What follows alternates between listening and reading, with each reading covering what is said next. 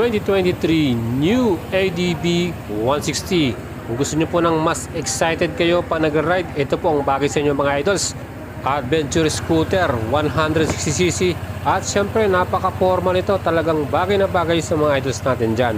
At kung gusto nyo pong bumili, well, i-explain ko po sa inyo kung mayroong mga available na units at anong mga color option. Gaya po itong sa ating video, matte gunpowder black metallic. Well, of course, bagong lahat, subscribe muna kayo sa ating YouTube channel.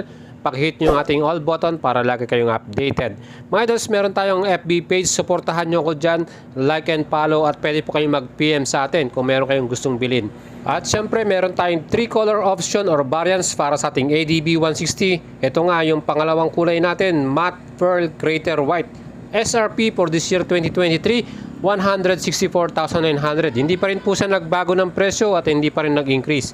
Para naman sa ating installment, ang ating minimum down payment 31,800 at may kasama pong insurance para sa mga installment. Meron tayong at least 7 to 8,000 insurance po yan.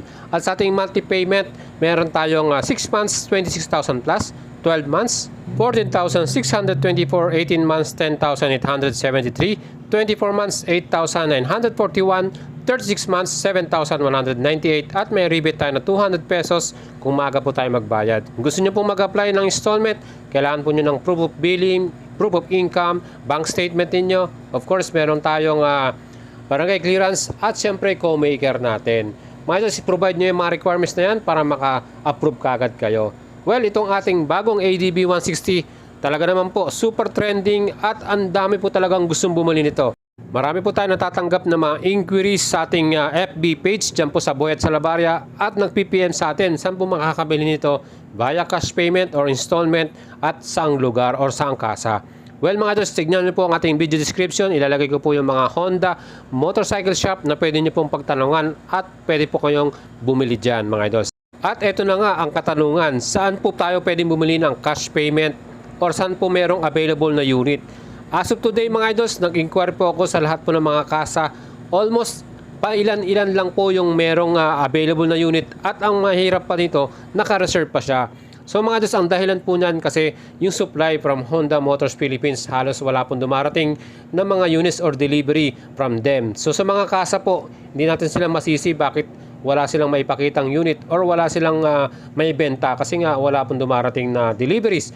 Hopefully, coming February, mas dumami pa ang allocation ng Honda Motors Philippines para sa ADB 160 at para hindi rin po magkaroon ng problema sa presyo. No? Kasi po, mas maraming demand or mas maraming gustong bumili, yung mga kasa o yung mga ibang lugar, talaga nagtataas po ng presyo. So, dumalaki po yung binabayaran natin, especially pag cash payment. Yun po yung problema. No? So, hopefully, marami tayong supply, marami tayong units at yung ating magiging bayad dyan, kung halimbawa SRP 164,900 at pagbibili natin ng cash, wala na pong additional. Sa ibang mga kasa meron kasi no. Of course, hindi natin sila masisisi dahil very limited nga po yung units. Kaya po may mga additional. Of course, mas pipiliin po nila yung installment para dito. Siyempre mga idols, may mga kasa rin naman nagbibigay ng cash pero bibihira lang po at ang hirap po talagang humanap. Talagang dahil limited nga yung mga units, talagang wala tayong makita para makabili ng cash payment nito. Mga idols, itong ating ADB 160, bakit po nila gusto to at marami pong gustong bumili? Well, nakita naman po ninyo, ang dami pong improvement para dito sa kanya.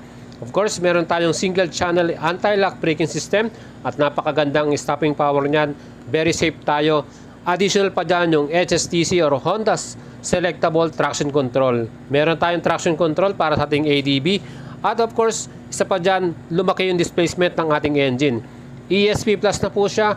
4 valves po ito, single overhead camshaft at yung kanyang maximum power tumaas na rin 15.8 HP at ang kanyang torque 14.7 Newton meters. Isa pa dyan mga idols, yung ating bagong ADB 160, again keyless po ito. Additional convenience para sa atin pag ginagamit natin itong motor na to. At meron din siyang mga side pockets, meron din siyang USB charging port para hindi na malobat yung ating smartphone plus yung ating instrument panel. Yan po ay fully digital. So napaka-moderno po talaga nitong ating ADB 160. Well, yung kanyang muka, yung kanyang ilaw, ang ganda rin po ng forma niyan. At syempre, full LED po ang lahat ng lights ng ating ADB 160. Mga idols, ano pang meron dito? Yung ating dual shock sa likuran, Showa brand ito. At yan po ay merong gas tank. So napakaganda ng laro niyan at mas komportable tayo. Plus kahit meron tayong angkas or official back ride, komportable po talaga ang ating mga sakay dyan. Mga idols, itong ating bagong ADB 160, isa pang the best dito, malaki rin po yung kanyang bagong compartment. 30 liters na po ang kasa dyan at mas marami tayong malalagay na gamit dito. Yung ating wheels, yung ating gulong, sa harap na sukat dyan, 110 by 80 by 14 inch at sa likod naman 130/70 by 13 inch, pareho pong tubeless ito.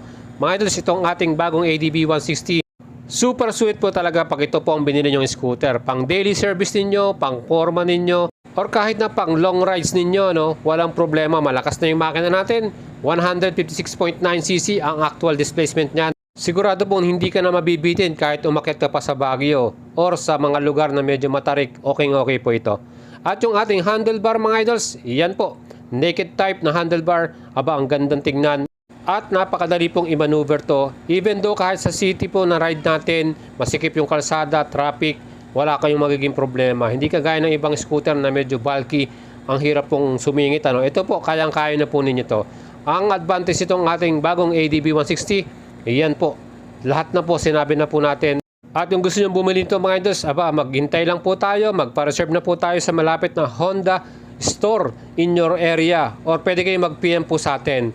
Baka makatulong po ako sa inyo. Hopefully may mga available units na coming this year, 2023 month of February.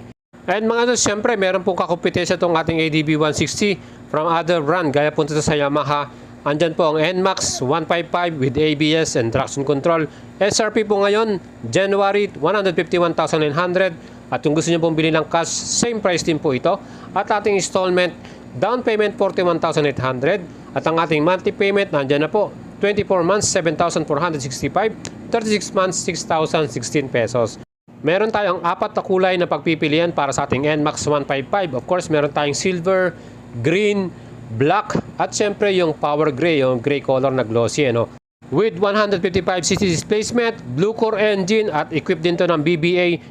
Napakaganda po ng ating NMAX, meron din siyang dual channel ABS at syempre traction control at stop and start. Ganun po katindi tong ating NMAX na to. Kaya depende po sa inyo mga idols, syempre mas prepare niyo yung motor at kursonada mo, syempre yun ang bibilin natin dahil pera nyo po yan, kayo po ang bibilin yan at inipon natin yan.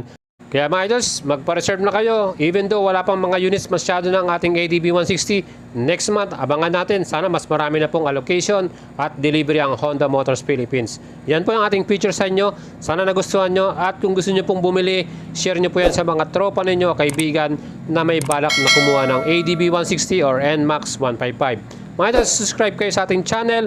At supportahan nyo po ako sa ating FB page, Boy Salavaria. Like and follow nyo yan. Ride safe po sa lahat.